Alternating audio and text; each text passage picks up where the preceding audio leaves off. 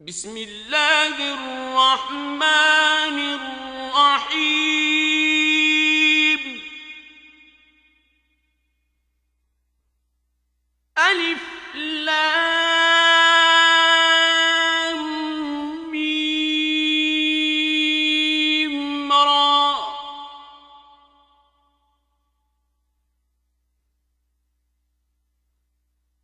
تلك آيات الكتاب.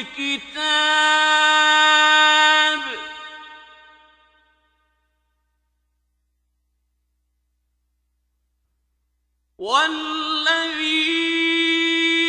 أنزل إليك من ربك الحق ولكن أكثر الناس لا يؤمنون.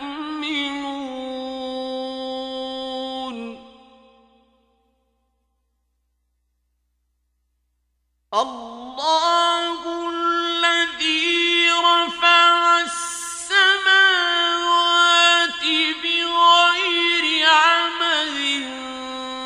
ترونها ثم استوى على العرش وسخر الشمس والقمر كل يجري لأجل مسمى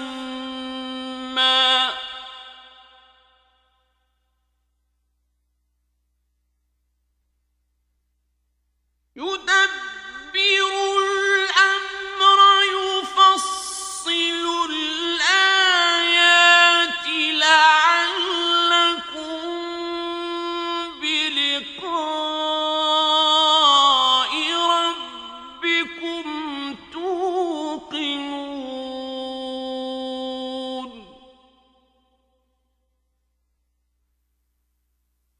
وهو الذي مد الأرض وجعل فيها رواسي وأنهارا ومن كل الثمرات جعل فيها زوجين اثنين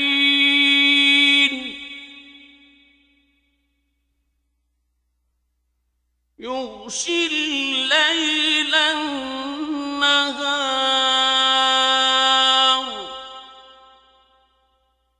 إن في ذلك لآيات لقوم يتفكرون. وفي الأرض قطع متجاورات وجنات من أعناب وزرع ونخيل صنوان وغير صنوان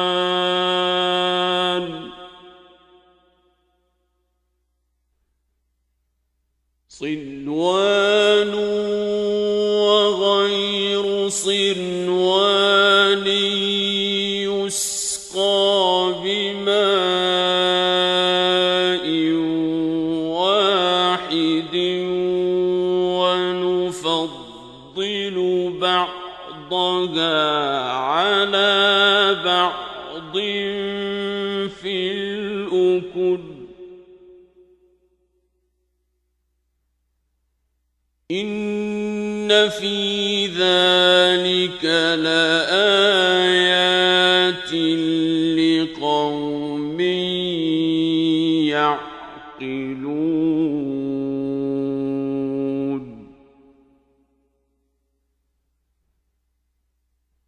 وإن تعجب فعجب قولهم أإذا كنا ترابا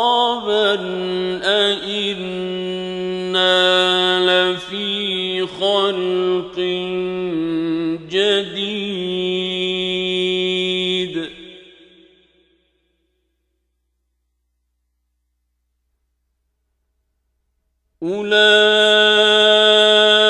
الذين كفروا بربهم وأولئك الأغلال في أعناقهم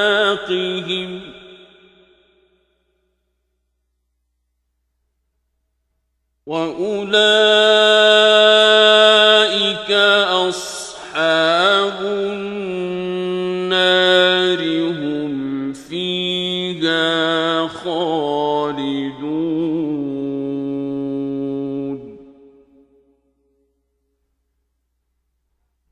ويستعجلونك بالسيئة قبل الحسنة وقد خلت من قبلهم المثلات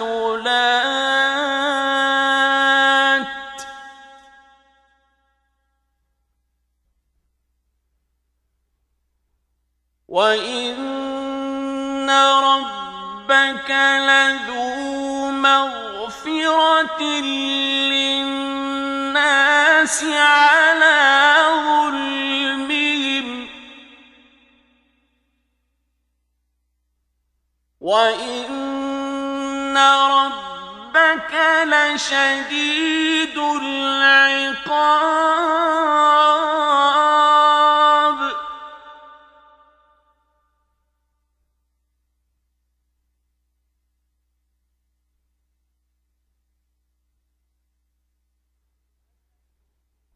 ويقول الذين كفروا لولا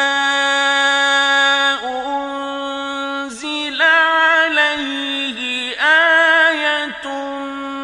من ربه إنما أنت منذر ولكل قوم هاد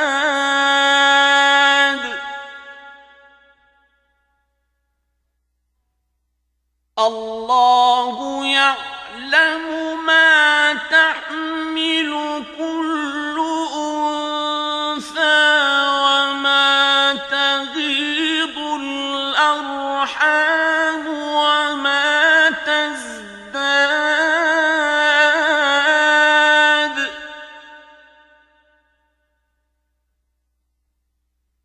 وكل شيء عنده بمقدار عالم الغيب والشهادة الكبير المتعال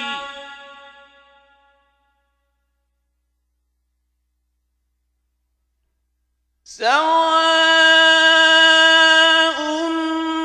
منكم من أسر القول ومن جهر به ومن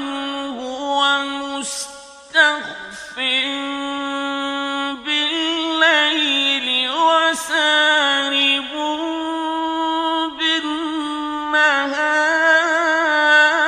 بالنهار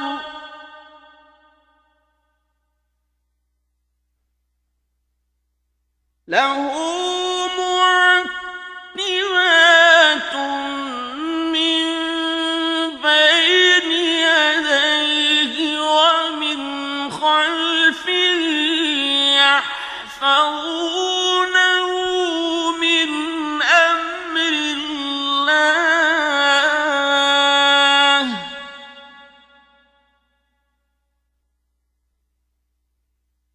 إن الله لا يغير ما بقوم حتى يغيروا ما بأنفسهم وَإِذَا أَرَادَ اللَّهُ بِقَوْمٍ سُوءًا فَلَا مَرَدَّ لَهُ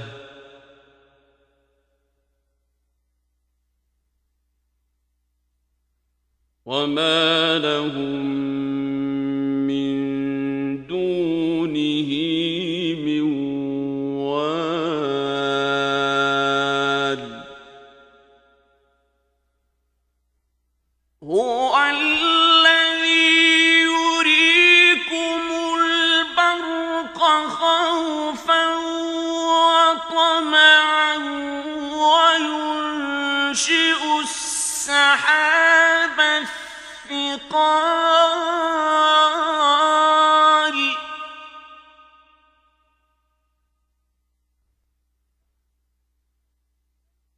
وَيُسَبِّحُ الرَّعْدُ بِحَمْدِهِ وَالْمَلَائِكَةُ مِنْ خِيفَتِهِ وَيُرْسِلُ الصَّوَاعِقَ فَيُصِيبُ بِهَا مَن يَشَاءُ وَهُمْ يُجَادِلُونَ فِي اللَّهِ وَهُوَ شَدِيدُ الْمِحَالِ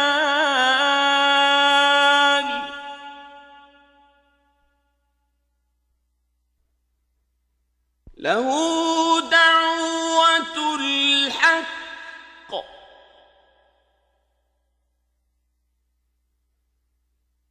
وَالَّذِينَ يَدْعُونَ مِن دُونِهِ لَا يَسْتَجِيبُونَ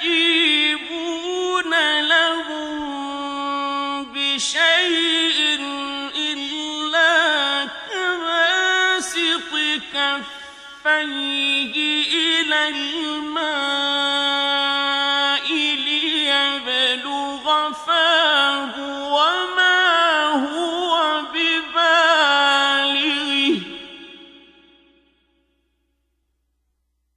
وَمَا دُعَاءُ الْكَافِرِينَ إِلَّا فِي ضَلَالٍ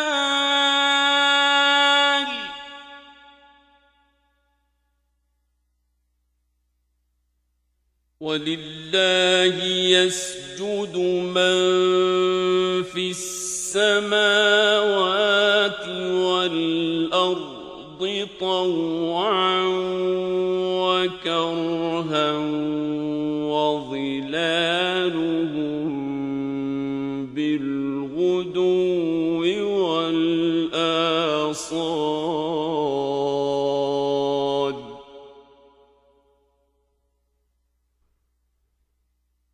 قُلْ مَن رَّبُّ السَّمَاوَاتِ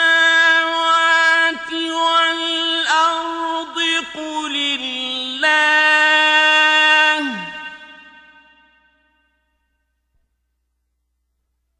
قُلْ أَفَاتَّخَذْتُم مِّن دُونِهِ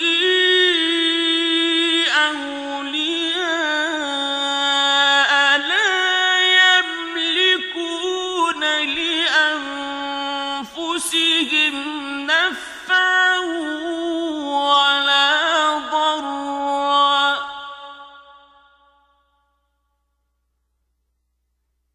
قُلْ هَلْ يَسْتَوِي الْأَعْمَىٰ وَالْبَصِيرُ أَمْ هَلْ تَسْتَوِي الظُّلُمَاتُ وَالنُّورُ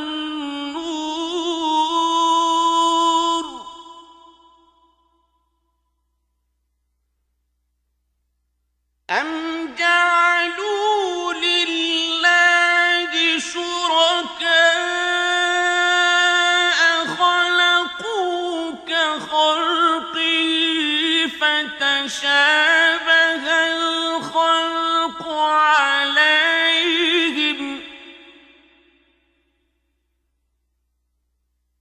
قُلِ اللَّهُ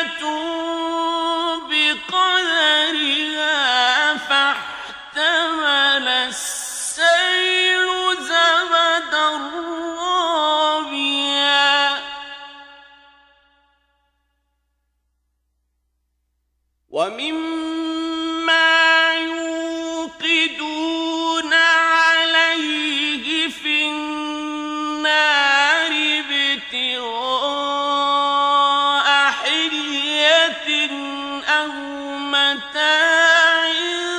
زبد مثله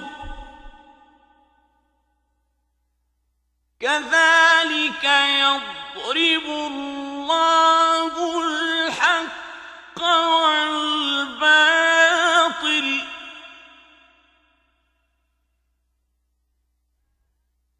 فأما الزبد فيذهب جفاء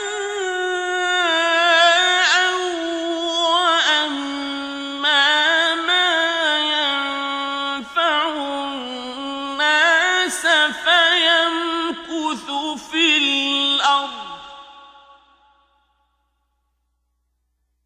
كذلك يضرب الله الأمثال للذين استجابوا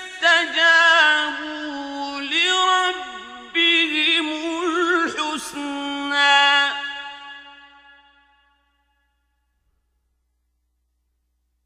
والذين لم يستجيبوا له لو أن لهم ما في الأرض جميعا ومثله معه لافتدوا به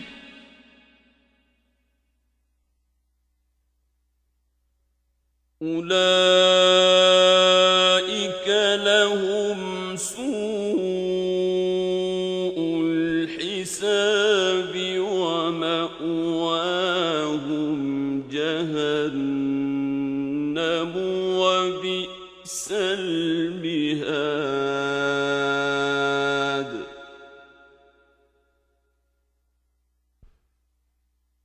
أفمن يعلم أنما أنزل إليك من ربك الحق كمن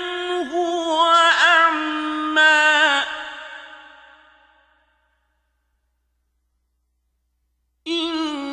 إنما يتذكر أولو الألباب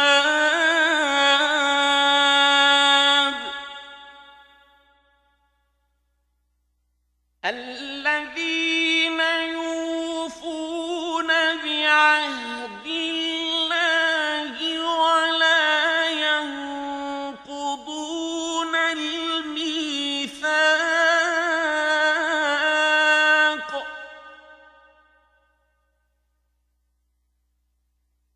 والذين يصلون ما أمر الله به أن يوصل ويخشون ربهم ويخافون سوء الحساب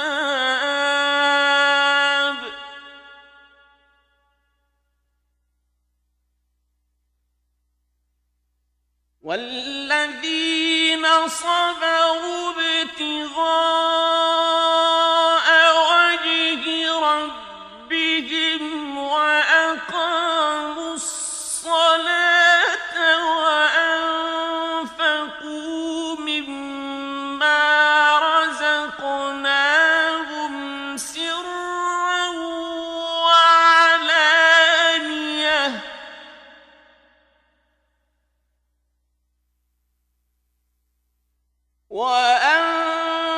وأنفقوا مما رزقناهم سرا وعلانية ويدرؤون بالحسنة السيئة أولئك لهم عقبى الدار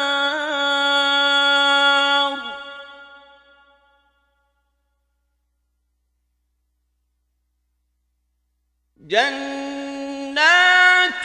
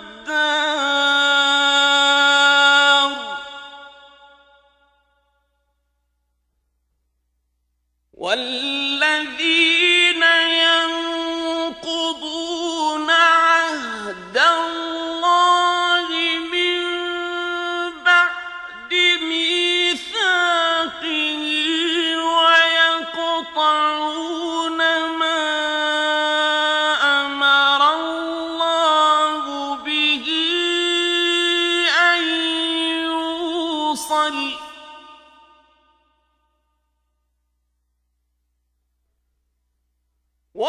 ويقطعون ما أمر الله به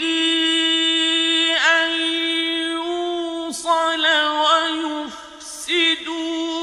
في الأرض أولئك لهم اللعنة ولهم سوء الدار.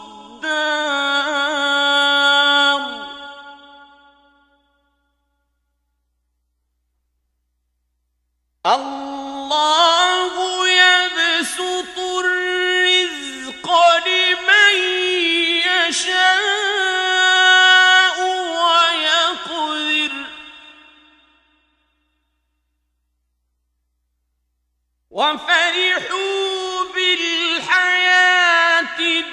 الدنيا وما الحياة الدنيا في الآخرة إلا متاع.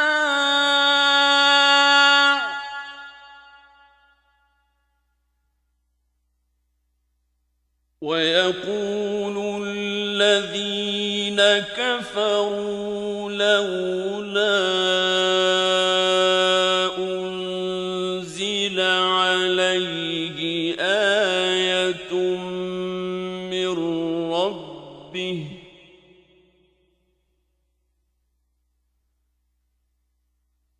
قل إن الله يضل من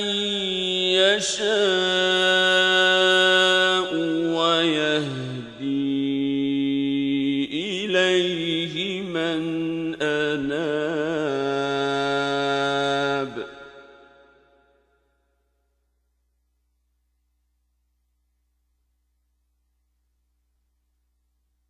الذين آمنوا وتطمئن قلوبهم بذكر الله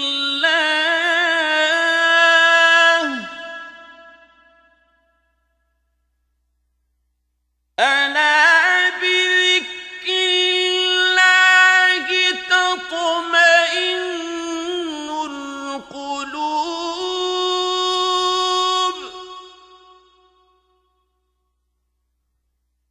الذين آمنوا وعملوا الصالحات طوبى لهم وحسن مآب.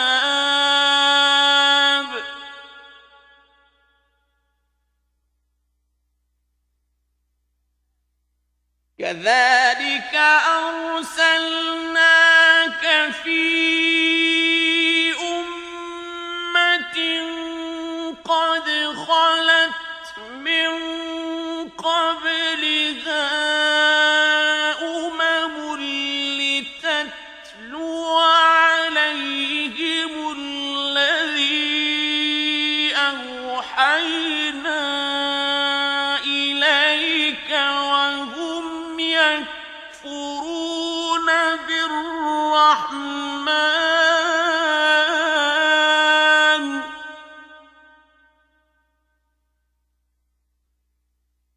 قل هو ربي لا إله إلا هو عليه توكلت وإليه متاب.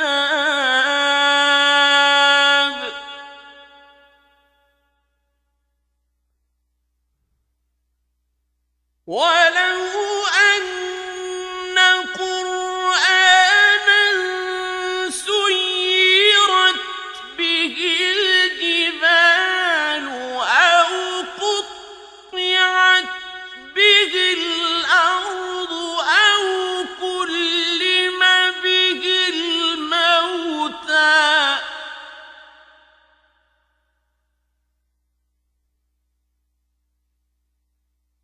بل لله الأمر جميعا أفلم ييأس الذين آمنوا أن لو يشاء الله لهدى الناس جميعا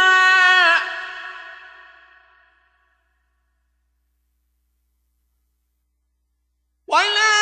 يزال الذين كفروا تصيبهم بما صنعوا قارعة أو تحل قريبا من دارهم حتى يأتي وعد الله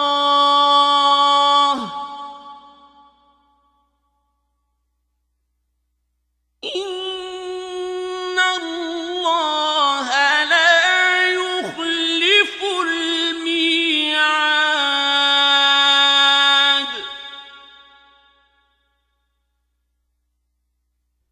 ولقد استهزئ برسل من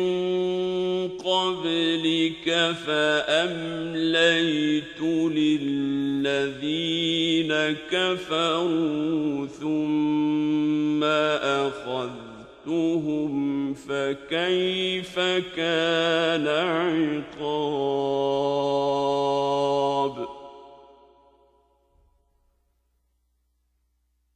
أفمن هو قائم على كل نفس بما كسبت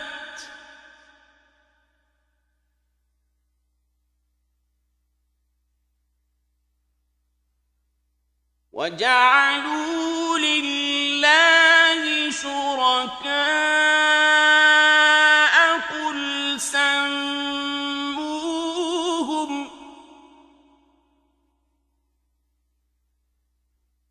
أم تنبئونه بما لا يعلم في الأرض أم بظاهر من القول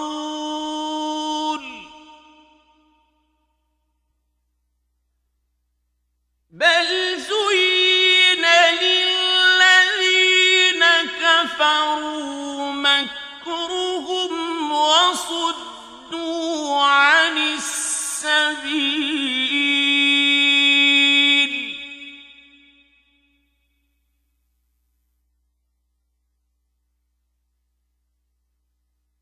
ومن يضلل الله فما له من هاد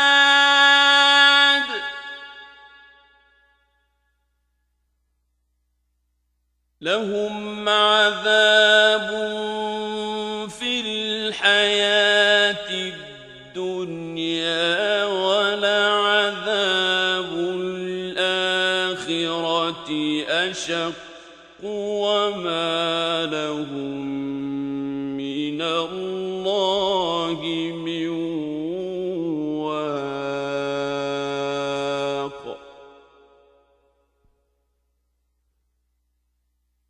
مثل الجنة التي وعد المتقون تجري من تحتها الأنهار أكلها دائم وظلها تلك عقبى الذين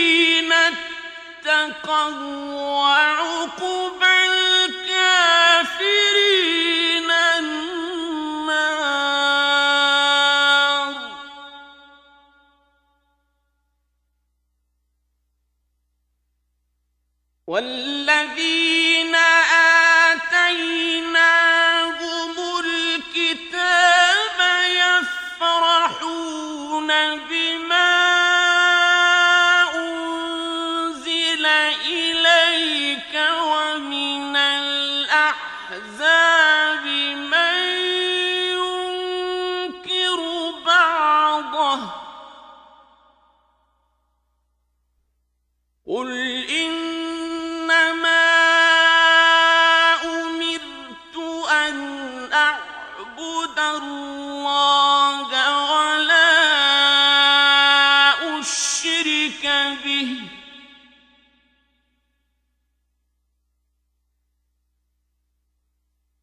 إليه أدعو وإليه مآب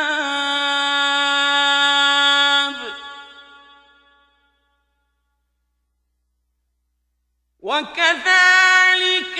أنزلناه حكما عربيا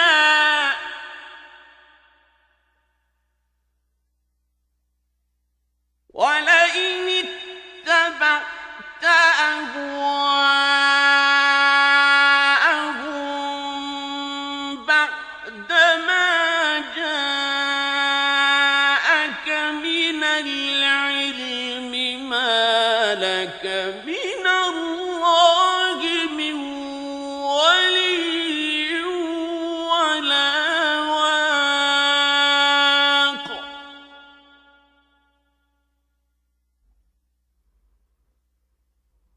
ولقد أرسلنا رسلا من قبلك وجعلنا لهم أزواجا وذرية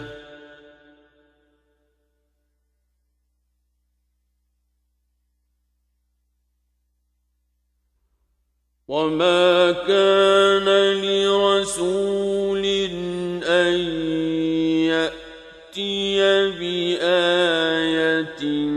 إلا بإذن الله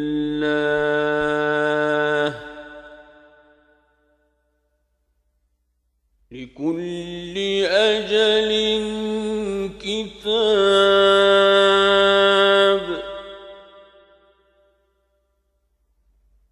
يمحو الله ما يشاء ويثبت وعنده أم الكتاب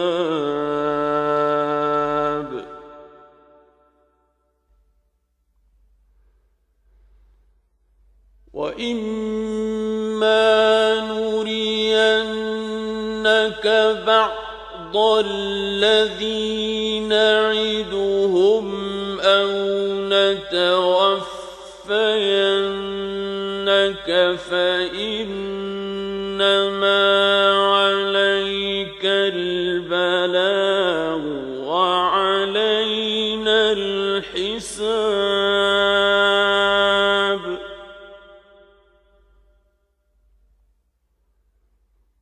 أولم يروا أنا نأتي الأرض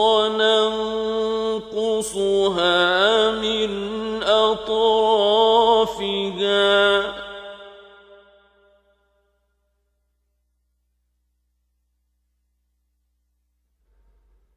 والله يحكم لا معقب لحكمه وهو سريع الحساب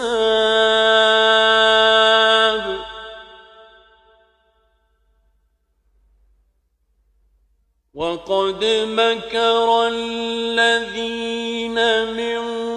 قبلهم فلله المكر جميعا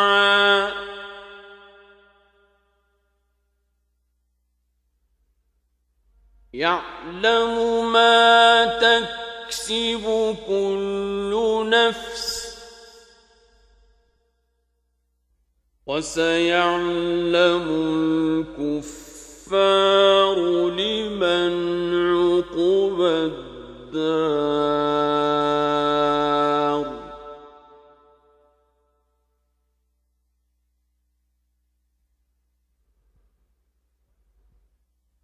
ويقول الذين كفروا لست مرسلا